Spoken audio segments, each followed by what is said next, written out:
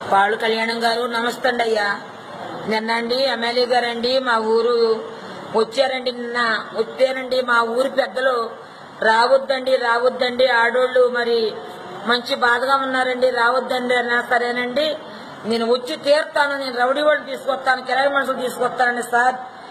మరి పాళ్ళు కళ్యాణం గారి దగ్గరికి ఎవరైతే వెళ్ళామో మీ దగ్గరికి ఎవరైతే వచ్చారో అలా గుర్తు పట్టుకుందండి, నాకు చేతులు కాళ్ళు ఎట్టుకుందండి, వీడ్స్ చేసి అదిగో వాణి గారికి అండి ఇంకా ఇద్దరు మనుషులకి కొట్టేశారండి, దాటి కరువుతో కొట్టేశారండి సార్.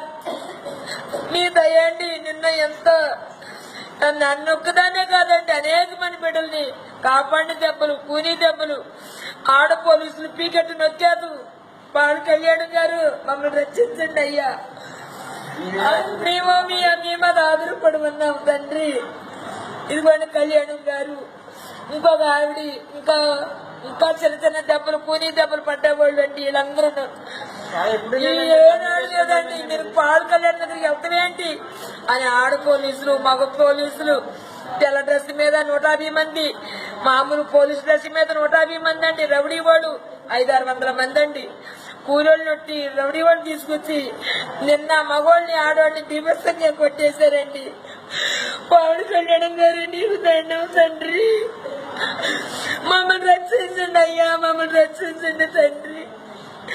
పాళ్ళు కళ్యాణ్ దగ్గరికి వెళ్తావా ముసలిదానా, పాళ్ళు కళ్యాణ్ దగ్గరికి వెళ్తామంటే ముసలిదానని పోలీసులు అంటూ మాత్రమండి అలా చేశారండి. పాళ్ళు కళ్యాణం గారు మీకు మా గ్రామాలు పుట్టి ఉంటామండి సార్, మమ్మల్ని రక్షించండి, మేము అదొకటే కోరుతున్నామండి.